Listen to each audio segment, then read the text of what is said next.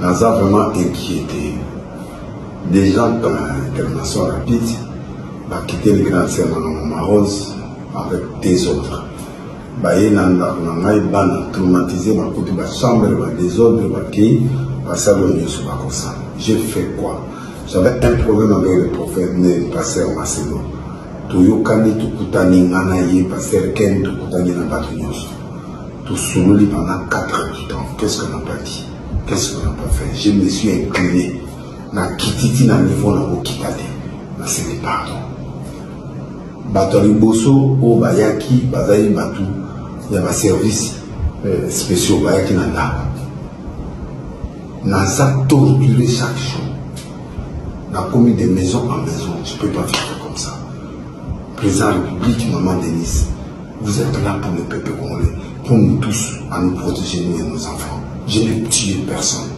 Dans sa rébellion, la soutenant le président de la République, la soutenant le couple présidentiel, la Bissou, la soutenant la Bamou. Montre-moi où est le c'est la taille comme moi, tu peux me laisser à parler, na yo qui va tenir sur la commission en salle de l'eau, on est à tuer. Na combat de Denise. On m'insulte tous les jours. Qu'est-ce que je fais? Qu'est-ce que mes enfants ont fait? Ni convocation, ni l'autre côté. Car l'autre côté, je mené ma vie des recherches. J'ai droit à la vie. J'ai droit. Qu'est-ce que je fais? Oui, ça va. Et là, on est dans la salle où on a mérité le roi.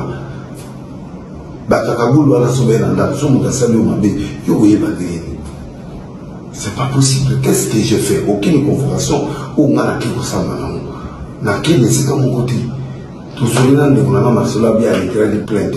Tantôt moi c'est la famille, moi c'est tantôt explication, tantôt tantôt j'ai fait quoi? Je n'ai rien dit de mal, je n'ai rien insinué. Na kandi mututé, na lobi mutu mabete na fidélité. Na senga pardon, na lobi nyoso na koloba. Je sais plus quoi faire. Si vous voulez pas ma tête, d'accord. Je suis dans mon pays. Beaucoup de salés ici les macassés. Non, moi je suis fier d'être congolais. Je suis fier du président, je suis fier de Makabizo Kenya. Je suis fier du peuple congolais partout où je suis. Je suis nini. Je suis nini. Qu'est-ce que je fais? Bah pardon, je suis sengi. Je suis sengi. Au bout, 22h, 23h, tu n'as type à cancer, type à Roger, sinon ça ni. Dans ma famille, dans la traumatisé, on va traumatiser. On va à Kaboul, on va côté d'un dap, on va chef bataille civil, on va côté d'un dap, on va côté de la chambre. C'est quoi? Ce qui est comme vous allez, mais convoquez-moi, je viens en bonne du fort. Qu'est-ce qu'il y a? Si vous me reprochez des choses, je me reproche. Mais où est-ce qu'il y a des Bakaboulé, la police, la Bakaboul, les lobbies. Mais ce qu'il y a, c'est la place où on a fait la président Mazake, place où on a le nom de contre le pouvoir actuel, n'a tika jamais. Et j'aime le président de la République. Bon, ce que c'est la nation unie. Le problème est dans la Marcelo. Tantôt ils ont bombé, dans le tribunal, dans la grande naissance à Gombe, tantôt ils ont boyé, tantôt si qu'on bat tout à la Mazouya, bah où tu vois pi. Imaginez que tu as un dans tout bout, on va savoir, si on va s'en pour identifier ton amené. Peuple congolais, autant la maman président de la République, c'est pas normal. Je suis privé d'aller à l'église pendant 2 semaines. Je suis privé de prêcher dans mon église. Je suis privé de ne rien faire. Il y a, qu'est-ce que j'ai fait? Est-ce qu'il y a mort d'homme? Il y a quoi? Botalama, il y a quoi? Balabana droit au monde. La rosa moussa tenale c'est moi, c'est la banana. Pourquoi vous êtes indifférent de moi? J'ai fait quoi? Je suis fatigué. Mais mon Dieu existe. La Bible dit, les derniers mois appartiennent à Dieu. J'ai fait tout ce qu'un homme peut faire. Je laisse tout entre les mains de Dieu, qui s'occupe de chacun qui complote contre nous. Chacun de nous qui complote, je prends le ciel témoin. Je prends la parole de Dieu témoin. Le Dieu que je sers, à moins que je sois dans l'erreur, Mais moi, je n'ai rien fait contre les pouvoirs, je n'ai rien fait contre quelqu'un. Il y a eu un incident où il s'est mis à terminer parce que on s'est vu pendant 4 heures du temps, on a parlé. On s'est demandé pardon. J'ai fait même une émission pour ça. Depuis lors, je ne parle pas. Qu'est-ce que je fais? J'ai demandé à témoin. Naïe, nous sommes Kosamoka, madame Moissinaï, peuple commun. Bana maman, bana notre père, Balanda Michel la Grâce Télévision, bah bonjour, bah bonsoir. Ça dépend quand une vidéo oyo et koko melabino bande konangai. Bolandi Denis Lesi boyo kiye ndenge azolo bana mama. Nani o azoluka mutu ya Denis Lesi. Nani oyo azoluka aboma Denis Lesi bana mama. Tolali tolamuki toyoki basango Denis Lesi. Bazo lukaye bino mobo moni na kacha video wana ndenge azoloba ndenge azopesa ba explication ya makambo oyo ezokomela ye bandeko na ngai. Biso nyonso na kacha communauté congolaise toyebi ke mutu oyo Denis Lesi azaki na ye problème ezalaki ndeko na biso Marcelo pomba te tangu liwaya mwasi makambo ya liwaya mwasi ya Marcelo eyaki tomona ye Denis Lesi ndenge alekaki na réseaux sociaux koloba kopesa ba explication par rapport ya liwa ya mwasi ya ndeko Marcelo bana mama asalaki émission tout comme karande bato nyonso tout pe bazo sala mais likambo kokamwa dossier o lere yaki mutu amemaki yango na réseaux sociaux likambo oyo ya mwasi ya pasteur Marcelo mutu amemaki yango mutali boso na réseaux sociaux ezalaki kaka famille ya bango moko mwasi ya Marcelo mwana mwasi camarade ya leki ya mama Blanche yende mutu ayaki na yango na kacha réseaux sociaux ye mtu amema likambu oyo lelo mwana mwasi wana na kokamwa yende kutifalaki balukisa yende kutifalaki babimisa liboso mena kamwe bakomi kokanga Denis Lesi mais jusque là pe tozoyeba te soki Denis Lesi yango nde bazolukisa ye eza mpona problème oyo tona likambo mususu oye autaki kosala pour ce totali bien pasteur Denis Lesi na pasteur Marcelo basi babongisaki basololaki balobi lisolo na bango et duraki 4 heures du temps basalaki 4 heures du temps pour kaka bakoka kozwa compromis bakoka koluka solution bazuka terrain d'entente ya ye na pasteur Marcelo et bon on a likoka moi likambo déjà oyo terrain d'entente et c'est monanaki solution basi bazwaki et comme lisusu bakende kofunda pasteur Denis Lesi plutôt bolimbisa ngai yango ezopesa pasi biso nyonso tokomi koloba ya solo est-ce que ya solo penza pasteur Marcelo alimbisaki Denis Lesi to alimbisi ete po jusque là mobulu eza kaka mbutu kaka ezopesa na kati ya kan yango tozo comprendre te kolimbisa yango soki eza ya solo kokanga Denis Lesi soki ezali pasteur Marcelo kaka mutu azana sima na yango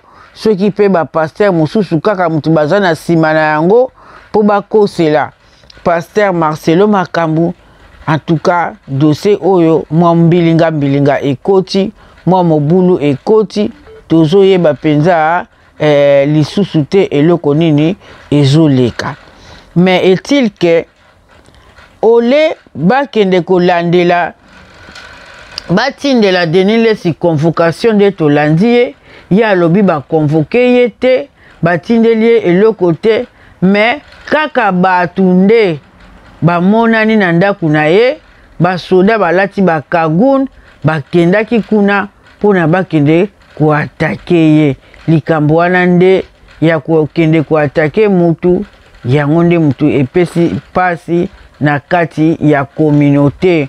Normalement na communauté soki mutu asali mabe esengelaka bobengi mutu wana bo convoquer ye akene ko comparaître devant justice, comme ça bo entendre ye.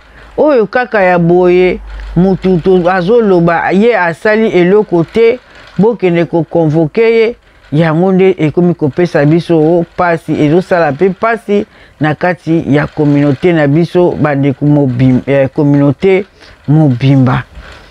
Yango bomoni ngai lelo ma Micheline nalobi na ya pe ngai pe na ya kosala émission par rapport ya makambo oyo po ekomi flou. Ekomi flou parce que ba ye kokotela Denis Lesi na kati ya ndaku na ye bamoni ye te bakei kolanda ye ti esika ya grande sœur na ye. Et pourtant infraction normalement nde toyebeli yango ezalaka individuel. Ekomi mutu o asali infraction mutu mususu bakomi lisusu kokende kolandela pe batu mususu yango ezosepelisa communauté te nde bomoni ke biso nyonso tu toye kolobela likambo oyo bandeko na ngai. Soki convocation ezali eke Denis Lesi a respecté te wana biso tokosenga ke Denis Lesi akende a répondre bongo akende koyeba nini ezoleka. Mena komona ye boye atangi na bakombo ya mama Denise asengi bango lisungi bakende bakoka kolimbisa ye po ete ye akoka komene pe vi na ye calme lokola mutu nyonso mwana mboka nyonso tu congolais nyonso tu a vivaka. Bana mama likambo oyo ezopesa pasi ezopesa mawa. Moyen totanga lisusu kombo ya Pasteur Marcelo ezate parce que eyebani ke ye na Pasteur Marcelo si bayokanaki si babongisaki alors tokokamwa mingi toyoka ke eza Pasteur Marcelo mutu alingi a bomaye ekokamwisa biso. Po soki eozalaka Pasteur Marcelo wana penza tokoloba ke bango na bango ba pasteur balinganaka te, bango na bango ba pasteur bayokanaka te, et puis tangu bango bazoyokana te, tangu bango na bango baza na ba problème et bongo siko epa ya banzimi bakote ya banzimi nini bana mama. Makambo oyo ezopesa pasi. Makambo oyo tobandaki ya Pasteur Marcelo ezolinga lango kosila te bandeko. Ezolinga kosila te parce que ye moko tata Nzambe na likolo alobaki ke ma ye moko nde mutu azosala boye. Ye moko nde mutu azosala boye parce que posa na ye ezake Pasteur Marcelo abongwana. Abongwana aluka ye, aluka elongi ya Nzambe. A se repentir na makambo oyo ye asalaki. A se repentir bongo kimia pe ekoka kokota. Tant que ako se repentir te moye pe kimia ekoka kokota na bomoi na ye ezate ba problème ebanda ko bimakaka na kombo na ye. Po oyo lisusu ndenge ye boye eye kaka ko bima lisusu na kombo na ye. Po tozo lobela kaka kombo na ye. Soki tofandi na mitu na biso tellement bazaki na problème ye na Denis Lesi biso nyonso tu tozo mona kaka ke eza Pasteur Marcelo mutu akangisi ye. Ekoki kozala nango pe eza nango ye te mais tellement bazaki na ba conflit tozo mona kaka ke ekoki kozala Pasteur Denis Lesi et Pasteur Marcelo. Sikoyo so tolobi to longola hypothèse oyo ya Pasteur Marcelo c'est que ezali groupe ya ba pasteur nde mutu balingi basala Denis Lesi kuwana parce que maloba o Denis Lesi ayaka na kunango na réseaux sociaux si 100% maloba na okomona ezalaka 80% ya vérité. 80% ya vérité o Denis Lesi ayaka na yango. Alors ekoki kozata msu na ngambu pe ya ba pasteur bazo sepela te na ba sortie médiatique ya ndeko na biso Denis Lesi bazo sepela te parce que ba vérité cachée o ya bango ekomi loko aneti Denis Lesi de mutu azoyaka ko bimisaka yango en public, azoyaka ko tandaka bango ba makambu na bango o ezaki pe ya swati ya ko bombama lelo biso nyonso tokomi koyeba yango pona nini po pasteur Denis Lesi azoyaka na yango azoya ko bimisa yango e koki kozala ke bazo sepela te bazo mona mabe pona makambu na bango o bango basalaka ekomi ko bima na mpoasa basepeli te yango bakomi ko poursuivre Denis Lesi. Tu na moi point d'interrogation wana tokotala nzambe nde mosungi yende akolakisa lokwa mesana na ye peka akolakisa mesana peka akoloba akotalisa epa ya bana na ye nini oyo ezolinga ekoma nini oyo ezolinga esalema na kati ya lisanga ya bana ya Nzambe. Tozotala kaka tozoyeba lisusu te soki bango na bango ba pasteur bakomi kokoma na ba conflit ya niveau ya makasi boye bandeko bazokoka na kolimbisa te bakomi komilukana ça veut dire que toloba kaka église eza lisusu te église eza ya kokufa po esika bana Nzambe basangani kimia esengela kaka ezala boyokani esengela kaka ezala bomoko esengeli kaka ezala koma esika bana Nzambe bakoki kozala basangani kimia ezanga bomoko ezanga wana ezalaka lisusu ekomaka lisusu lisanga ya bana Nzambe te. Alors ekoma lokwa neti mwa confusion moko boye ekoti na kati ya lisanga ebongo tango confusion ekoti bana mama ata bosambeli ata bobeleli eske loboko ya Nzambe ekokita, eske loboko ya Nzambe ekokita? Point d'interrogation. Tochi kaka point d'interrogation bana mama, point d'interrogation parce que ekomi mobulu ekoti mobulu penza toloba ekoti kimia ezate bolingo ezate bana mama. Soki eza kaka pona bakanga Denis Lesi pona likambo oya mama Blanche na façon lobaki nga personnellement na kukamwa po likambo e mutaya nango na réseaux sociaux ezala ndeko ya mama Blanche yende mutabimisa yango camarade kutu ya yaya ya mama Blanche yende mutukuta bimisa yango na kati ya réseaux sociaux biso toyebaka yango te, biso toyebaka yango te na communauté mututa ayebaka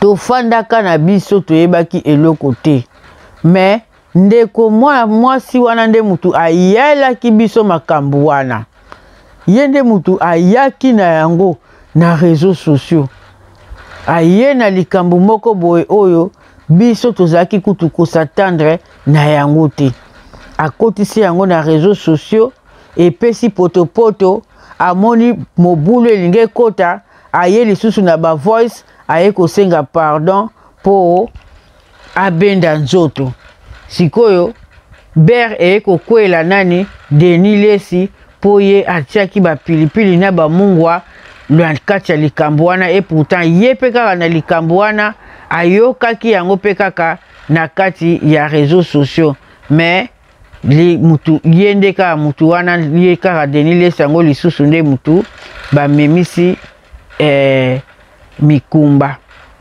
epesi pasi epesi mawa. En tout cas batalela likambo oyo justice ezala po biso nyonso tu eloko tozosenga justice ezala na kati ya likambo oyo. Soki bakosambisa basambisa likambo yango na ndenge ya bosolo ekatama pe na ndenge ya bosolo na ndenge moko ya kimia solution ekoka kopesa mela po Denis Lesi aza lisusu na place ya kofanda te akimi ndako na ye. Mwasi na ye pe na bana baza lisusu na place ya kofanda te bakimi ndako parce que ba policier na o balata ba kagoun bakenda eti ba tort ba menacer bana bakomi traumatisé batikaki ndako ya Denis Lesi bakei lisusu kolanda pa grand sœur na ye donc famille ekoti lokwa neti mwa mobulu ekoti na kati ya famille donc ezopesa esengo te bandeko na ngai ezopesa esengo te kimia na kati ya libota ya ndeko na biso Denis Lesi eza te epesi pasi epesi mawa bandeko na ngai epesi pasi epesi mawa eza mawa mingi penza na oyo ezoleka makambo moko boye oyo tosatandaki na yango te me ekoti na kati ya communauté na biso tozosenga kaka procédure yango eleka ndenge eleka rapport ya batu nyonso soki baoconvoke Denis Lesi baconvoke ye akende kocomparaître po ayeba nini ya mabe oyo ye asalaki pe likambo nini oyo bazo lukela ye bana mama na koti lisusu mwa muke na oyo etali santé ya ndeko na biso Pasteur Marcelo façon oyo tomoni ye ndenge akondi ba image na ye tomoni na réseaux sociaux ndenge nzoto ekomi ye biso nyonso tu tokomi kosinquiéter po na yango bandeko na ngai likambo oyo ya santé ya ndeko na biso Marcelo nayebi te wana eza likambo ya tata Nzambe na bana na ye Pasteur Marcelo aluka nanu pe abongisa na tata Nzambe na likolo abongisa parce que ye aza mosali ya Nzambe aponaki ye asalela ye mais na misala o Nzambe aponelaki ye akei pe na banzela kokota ba gauche droite wana yango pe sali yeke lelo amo akoma lolenge oye akomi wana Nzambe azaka toujours jaloux Nzambe azaka sakanaka te Nzambe soko zo tambola na nzela na ye tambola na ndenge ya bosolo soki obandi kolanda ye eke ozokende nzela nyoka Nzambe asepelaka bongo te alingaka na ye bongo te akoriske asanza yo akoriske abwaka yo libanda soki ozotambola na kobanga ye te akobwaka yo kaka libanda ndenge lelo tomoni Pasteur Marcelo ndenge akomi Nzambe aza na posa ndeko na biso Pasteur na biso Marcelo ayambola atubela se repentir abima na banzela oyo ya mabe bisika oyo ye moko ayebi oyo ye akutaki yango nde Nzambe azokolingela ye asala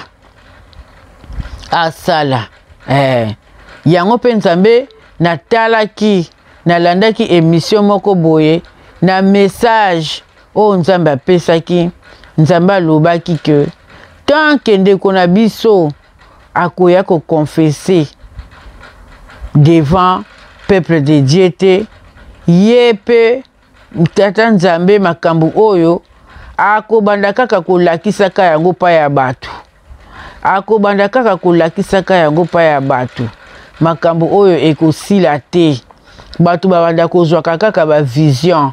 Batu babanda komona kaka. Babanda komona kaka ba vision e banda ko bima kaka. Batu bakomona kaka ti mukolo oyo ye ndeko na biso akose décider que non ngonga ekoki tika na sala repentance. Tangu nde akosala repentance nde makambo na ye nyonso tu ekobonga. Makambo na ye nyonso tu nzela ekozala polele. Tant que azosala repentance te, alingi kozonga na nzela ya Nzambe te, abima bisika o ya kendaki, asalela Nzambe a 100%, pona miniti o aza 50-50, makolo na ye mosusu eza kaka kuna bisika oyo ye akotaki. Nzambe aza na posa na ye.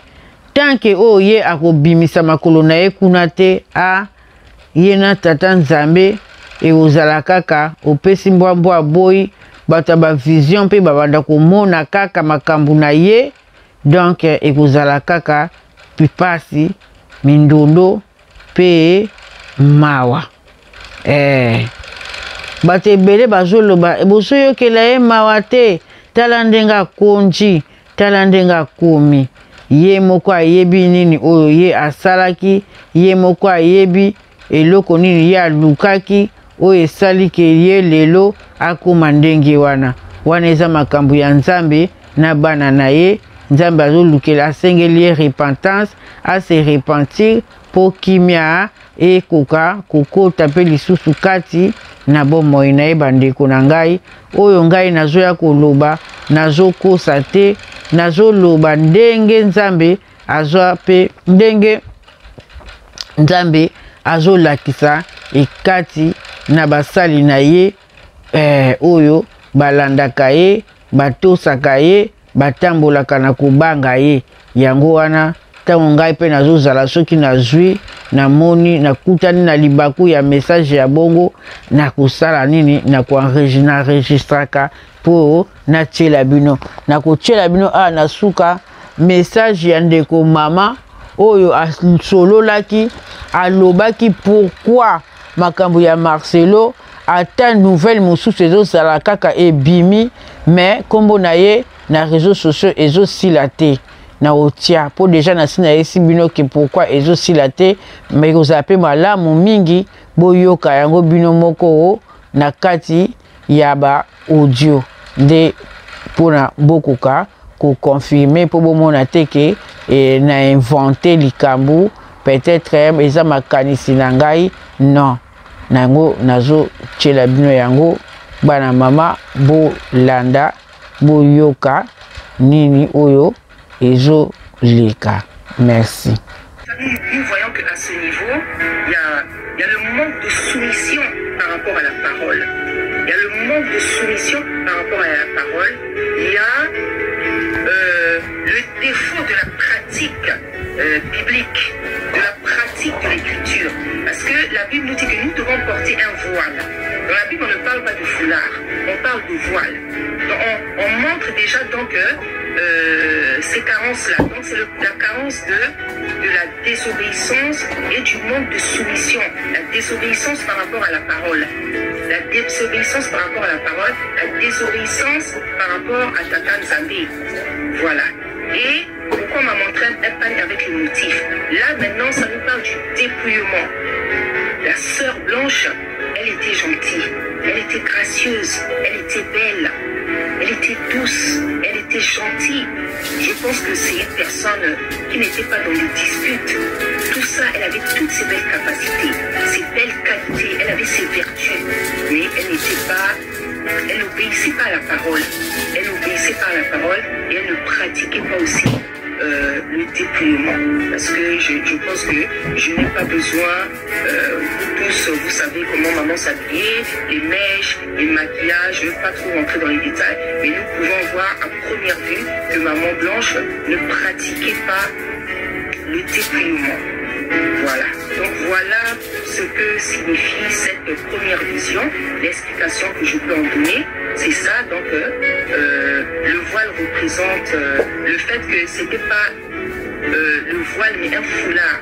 Donc, ça veut dire qu'il y avait déjà le fait de ne pas bien pratiquer la parole. Parce que la parole ne nous demande pas de porter des foulards. La parole nous demande de porter, Tata Nzambe nous demande de porter le voile. Voilà.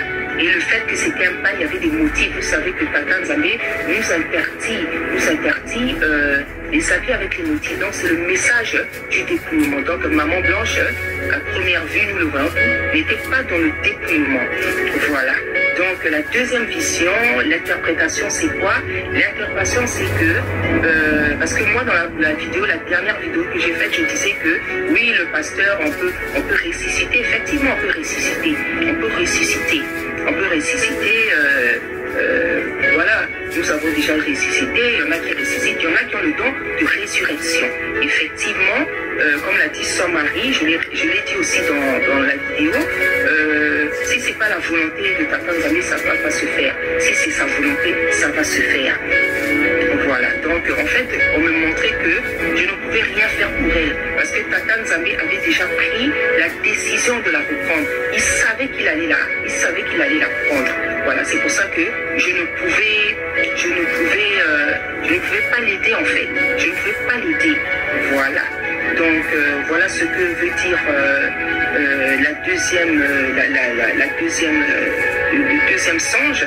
Et ce qui est bien, c'est que nous voyons que Tata Nzambe, lorsqu'elle invoque, il répond précisément. Voilà.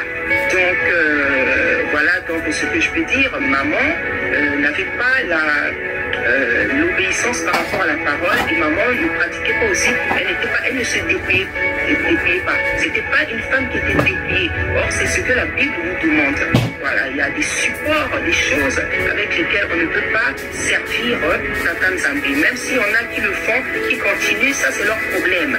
Nous voyons bien ce que le Seigneur vient montrer. Hein? Il y en a qui continuent à servir le Seigneur avec des mèches, avec des maquillages, avec des faux ongles. Vous estimez que c'est pas grave. Mais Tata Nzambe, lorsque les gens s'en vont, il vient montrer que non, moi je n'aimais pas ça. Donc si vous avez envie de continuer à servir les servants qui sont servants, ils continuent à servir Tata Nzambe avec des mèches, avec des maquillages, des faux ongles, des faux cils, ça c'est votre problème. Voilà. Moi je n'avais rien contre la servante de Tata. Je l'aimais beaucoup, je la connaissais pas, mais comme j'ai dit, j'appréciais le personnage parce que voilà, elle semblait douce, gentille, tout ça, toutes ces choses, et je pense que c'était le cas. Voilà. Si c'était le cas, c'était pas une personne à problème. Je pense pas que c'était une personne à problème. C'est pour ça que voilà, son mari, il a vanté tout le temps, vanté ses qualités, parce que il avait trouvé une femme douce, comme on dit. Voilà. Ce que je veux dire maintenant en troisième, c'est que ce que Tata Nzambe m'a montré, parce que les gens vont dire oui, voilà, là, tu vois maintenant Dieu t'a montré que la résurrection, ça se fait pas quand on veut. Oui, le Seigneur m'a montré que je ne pouvais rien faire. Donc le Seigneur, c'est une manière à Tata Nzambe de venir nous montrer que le fait qu'il ne l'ait pas ressuscité était déjà dans son plan. Donc il savait qu'il allait la reprendre. Et ce que je voudrais dire que ce songe-là, cette réponse ne vient pas blanchir le pasteur Marcelo Tounassi. Ça ne vient pas le blanchir. Parce que les gens vont peut-être se dire, oui, ben voilà, Dieu t'a répondu. Oui, le Seigneur m'a répondu parce que je l'ai invoqué. Parce qu'à chaque fois que je l'invoque, il me répond. Mais cette réponse ne blanchit pas le pasteur. Voilà, le pasteur, il est dans une situation où Tata Nzambe attend qu'il confesse publiquement ce qu'il allait faire de l'autre côté. Voilà, parce que j'avais eu cette vision 2 mois, je crois, où je l'ai vu avec une chemise. Donc la chemise était divisée en deux. Il y avait une partie unie et l'autre partie c'était autre chose. Voilà, donc parce qu'il allait mettre le pied lui-même, il sait où. Et ce que Tata Nzambe attend du pasteur Marcelo, c'est qu'il vienne confesser publiquement ce qu'il allait faire là-bas, ce qu'il a fait. Voilà, parce que j'ai expliqué aussi pourquoi il y a des gens avec qui Tata Nzambe exige la repentance publique. C'est ce que Tata Nzambe attend du pasteur Marcelo. Et tant que le pasteur Marcelo ne fera pas ça, ne fera pas une confession, une repentance publique, tous les jours Tata Nzambe va seulement parler de Blanche. Tous les jours Tata Nzambe va nous parler. On va voir Blanche sortir avec des messages, ceci, cela. Et ce qui devient terrible, ce qui devient même comme une pression, parce que je pense que c'est certainement pas agréable pour les enfants, pour le pasteur, tous les jours que les gens sortent avec des nouvelles révélations. C'est le Seigneur lui-même qui fait ça. C'est le Seigneur lui-même qui fait ça. Parce que le pasteur Marcelo, il n'a pas encore confessé publiquement. Voilà précisément ce que Tata Nzambe attend de votre part, pasteur Marcelo, c'est que vous fassiez une repentance publique. Et puis l'autre chose que je voulais dire, c'est quoi? Il y a des gens qui disent, oui, c'est vrai, elle savait qu'elle devait mourir. Elle savait qu'elle devait mourir. Elle savait qu'elle devait mourir. Je vais vous expliquer quelque chose. Savoir qu'on doit mourir, ça ne veut pas dire qu'on doit mourir. Je ne sais pas si je me fais comprendre. Tu peux savoir, Tata Nzambe peut te révéler que tu vas mourir tôt. Mais ça ne veut pas dire que lui, c'est sa volonté. Ça ne veut pas dire que lui, c'est sa volonté. Je veux me répéter. On peut te révéler que tu vas mourir tôt. Ça ne veut pas automatiquement dire que c'est la volonté de Tata Nzambe. Le Seigneur le lui a révélé un jour. Pourquoi? Parce qu'il savait qu'il allait la reprendre. Et la reprise, pourquoi? À cause de ses péchés à elle. Ce sont ces péchés qui ont fait que elle a été reprise rapidement. C'est pas que Tata Nzambe voulait qu'elle meure. Pas du tout. Hein? Quand on dit que oui, elle savait qu'elle devait mourir, ça ne veut pas dire que comment Tata Nzambe voulait qu'elle meure. Comment Tata Nzambe voudra qu'une femme qui a 4 enfants laisse ses enfants? La Bible nous dit que pour les plus forts, ils vont vivre jusqu'à 70 ans. Et pour les plus faibles, ils vont vivre jusqu'à 70 ans. Et pour les plus forts, ils vont vivre jusqu'à 120 ans. Mourir à 40 ans, mourir à 50 ans, mourir à 60 ans, ce n'est pas de bonnes choses. Ce n'est pas de bonnes choses. Parce que même jusqu'à 80 ans, il y a des gens qui sont forts. Hein? Si quelqu'un atteint au moins 80 ans,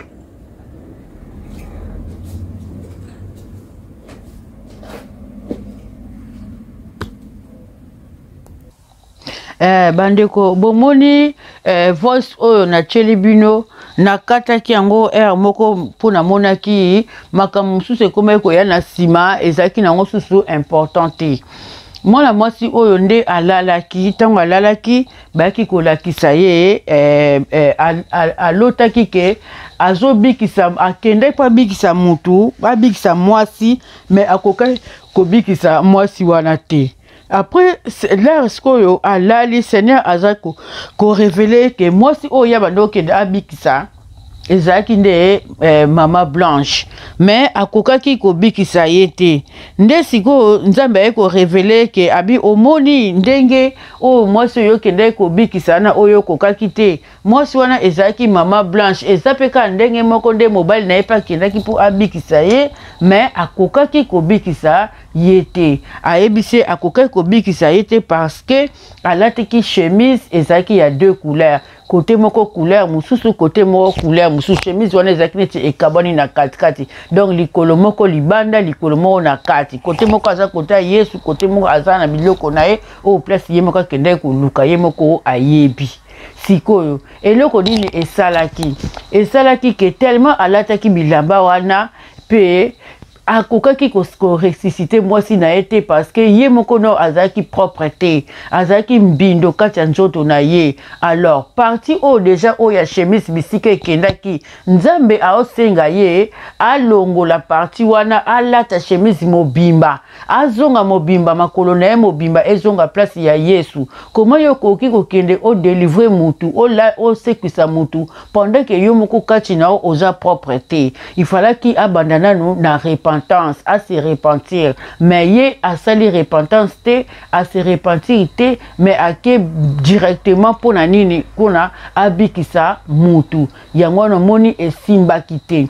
Alors ndeka na ebisaki bino que Seigneur Jésus alobaki que makambo oyo ya mama Blanche ekosilaka te ce qui pasteur Marcelo a toubelité publiquement ye confession fois sango en public aloba pe liboso ya batu bisika kende ko tia makolo biloko ya sala makambo ya sala nyonso il faut aloba yango nde bokomona nzambe pe akozonga epai na ye nzambe akosalela ye oyo ye akanaki kosala mpona yesaki bino mama moyo ya camerounaise alobaki parmi bapaster nzambe aponaki Marcelo atelemisaki ye na kati ya carte ya Afrique mobimba ya teya mais jalousie ya entre bango na bango nde babenzi ye na kati ya lisanga nde carte ya Afrique nyonso ezangi mutu molili ekoti yango loko nana ke mobimba te nzambe azaka kana posa na ye nde nzambe azosenga ase repentir soki ase repentir te batu toko banda olala to banda olamuka ba professeur banda kosilaka te batu banda mona kaka na mona ye mama Blanche abimelinga na mona ye mama Blanche abimelenga ti po etuka e eza nzambe ne mutu azolinga ke batu balobela kaka mama Blanche mikolo nyonso bozo mona ke na ba camerounaise ba koti likambo yango etamboli parti pa pays nyonso mingi o balobaka ba pays francophone ezolobelaka likambo oyo na ebite sope na ba anglophone pe ba koti bazoloba mais plus batebele ba olobelaka likambo oyo pona nini po esala ki pasteur Marcelo a se repentir tant que a se repentir te histoire pe ya mama Blanche ekosilaka te bala mama na linga bino mingi na tiki bino bo aimer bo like bo s'abonner bandeko na ngai to continuer pe ko tiaka ka ndeko na biso Denis Lesi na kati ya mabondeli po nzambe ya solo akisala kati na ye kimia ekota solution ezwama na likambo oyo ye azokutana na yango po bana baza ba innocent ba yebi eloko te bana bakoye ko telengana boye te ba bisous ciao ciao.